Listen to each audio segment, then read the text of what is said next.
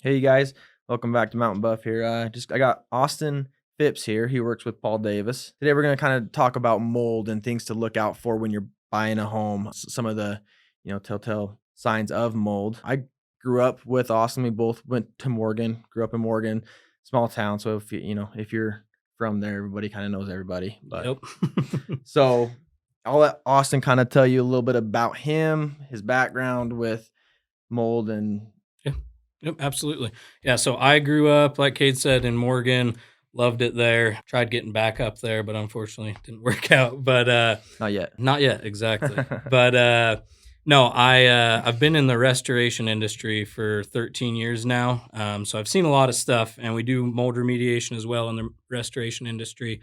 I started out doing kind of janitor work for my dad who owned a restoration company. So when I was 16 years old, I go, after hours at like 6 o'clock, go in, kind of do janitor work, pick up trash, that fun stuff. And then once I was 18, I kind of worked on the reconstruction side of things where we did putback. So essentially, after a water damage or fire had happened, we would go back in and do the reconstruction process. So I did that for about 2 years. And then after that, I went to the other side of our company, which was the mitigation side. And that's where we do mold remediation. That's where we do water damage, fire damage. I got really versed in that. And eventually, my dad stopped being a part of the company. I chose to go to another company at that point, and that's where I kind of progressed as a project manager. And I was a project manager for about 3 years on the reconstruction side, and then I went back to the mitigation world. And then that's kind of when it's brought me back to, or brought me to Paul Davis, and they brought me in as a project manager, and now I am their production manager over the mitigation team, and so I oversee the project managers now. So that's kind of my background in this. Been doing it, like I said, about 13 years now. So That's awesome. That's awesome. So we actually just helped Austin and his family sell their home and buy a new home. His new home was purchased in October. October, but it was up in Manaway. Big lot, nice home. But I want Austin to kind of walk you through his process of what he looks for with his background as far as, walking into a possible home that you want to purchase, and then what things to look at and things to look for. Yeah, absolutely. So when you're going in to look at a property you're potentially interested in buying, my recommendation would be, obviously not every person's going to have full construction understanding and they don't necessarily know what they're looking at. But my recommendation would be take a look take a look around a little more thoroughly than just kind of looking at the overall room. Start looking down at the baseboards. Are the baseboards swollen? Do you see, a lot of baseboards nowadays are made of MDF, which is essentially just a fine dust that's glued together, a fine, sawdust that's all glued together. So what happens is when that gets wet, it expands. So that's essentially something you can look for any potential mold growth behind those baseboards. And the reason being is as those baseboards get wet, it soaks up the moisture, and those baseboards actually take a really long time to dry. And when those baseboards soak that up, it probably takes a good month to 2 months for it to dry because there's no air movement on the back side of those baseboards.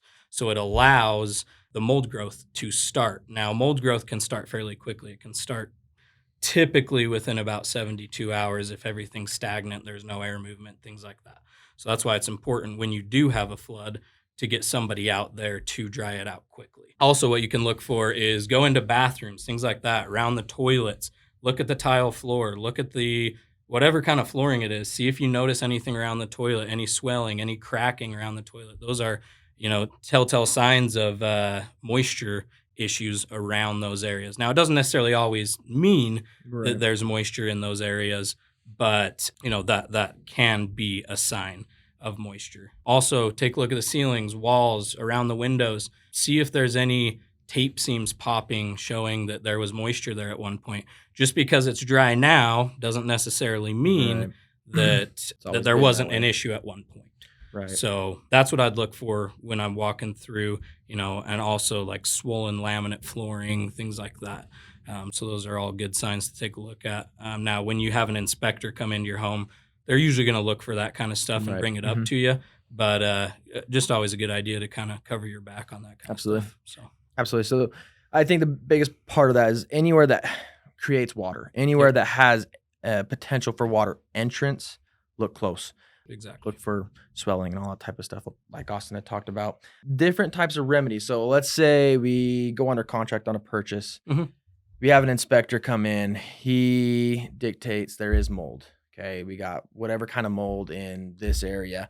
And what are some remedy routes that you would take? Yeah, no, absolutely. So typically we go the intrusive route, which means cutting the materials out.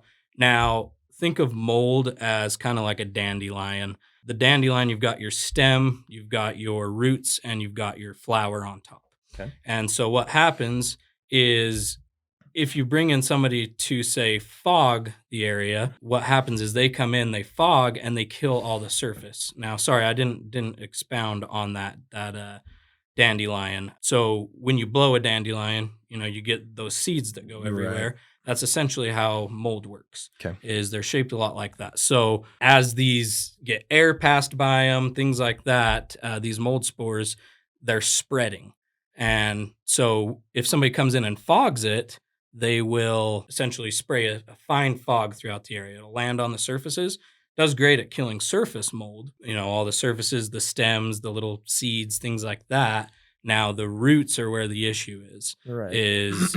That's why we take the intrusive route. Well, actually, if somebody calls us and says, "Hey, listen, I've got mold in the corner of my room," what we'll come in and do is we'll actually remove the drywall, we'll remove the insulation, we will do what's called HEPA vacuuming, which we go in with a fine filtered vacuum, sucks up those mold spores, pushes them through a filter, and that filter captures mold spores and pushes out clean air. And we'll also run an air scrubber during that process, and it'll put the room under what we call negative pressure. It's pulling air from other portions of the house into that area rather than pushing air out. Okay. That way we can keep it all contained within one area. But that's typically the routes we're going to take. And then we're going to use an emulsifying agent. And that's going to bring the roots out of the 2x4s, things like that. Because typically we're not going to come in, remove framing. We're going to remove any of the non-structural items, Right. flooring, tack strip, baseboards, trim, Drywall, drywall whatever. insulation, all that stuff. But usually the framing stays. We'll treat the framing with the emulsifying agent, and then we'll do multiple rounds of HEPA vacuuming. And at the very end, once we've got air clearance, all that, we'll seal the area. Awesome.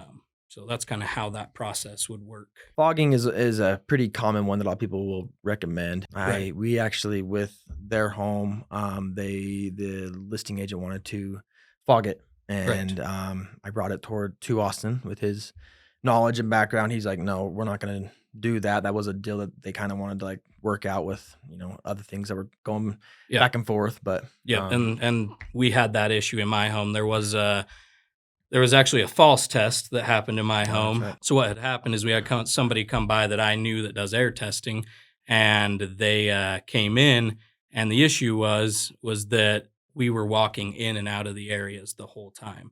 So anything that your clothes pick up, now mold spores are floating everywhere in the air all the time.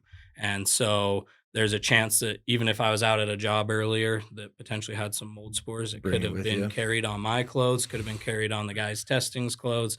So as we were walking out, in and out, we were kind of messing with the air, and it was throwing the test off. So we had it redone, and it came back all clear. Better, so, yeah, absolutely better. So when should a homeowner, I guess, get you guys involved? Like I said, we had the inspection done and all that stuff, and we have sort of the route to take. But what point in time do they reach out and give you guys a call? Yeah, so I would say if you've had an air test done and it comes back fairly high, get us involved at that point. Give us a call. We're happy to come out. We do free inspections. We do free ballpark estimates, meaning verbal estimates, things like that. And, if there's actual signs of mold growth, you're seeing mold grow on the wall.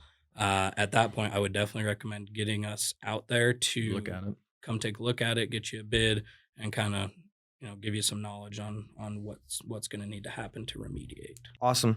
And then just to kind of close up, any other advice, tips, tricks do you want to give? I guess one thing I do have a question for you. At what point is the mold to a point where that a professional needs to intervene, or where is it okay for just a homeowner to maybe spray some of that? They have like the mold treating stuff and stuff like that. Yeah, you can get it at Home Depot, stuff like that. Mm-hmm. The issue with that stuff is, like I said, it's not an emulsifier, so it doesn't actually pull those roots out. Now, mold's one of those things. Some people are allergic to it. Some people are deathly allergic to it. Right. And some people it doesn't affect. But at some point, you're going to notice some sort of health issue, typically, not always. It just depends on the person. But say you got a little corner of mold in your home, little 2-inch by 2-inch area. I'd say those cases, go ahead and cut a little bit out. But if you're talking, 2 feet by 3 feet, things like that, that's where we get into the realm of, if you're pulling it out, Gotcha. you're going to start spreading it across the room. So the concern is as you spread it, if there's anything for those mold spores to feed off of, such as any organic material or any, moisture for it to feed off of, then it can become an issue. Okay. So, and those sprays from like Home Depot and Lowe's and whatever else, those are kind of just like a temporary fix. Really, yeah, it's, you may see here in a year or two, once it sees moisture again or any sort of humidity, it may come back, kind of flare back up. Cool. But there are chances that, sometimes it doesn't. But awesome. If anybody were to try and contact you personally or Paul Davis, do you have a contact or anything like that you guys would like to? Yeah, absolutely. So you can contact us at 801-299-1000. So that's our front office, and just give them your information. We can definitely get you taken care of that way. Or even if you want to email me directly with questions, things like that, it's Austin, AUSTIN.Phipps, PHIPPS @pauldavis.com. Awesome. Okay. Thank you, Austin. Hey, Appreciate not it. a problem. Thanks, you guys.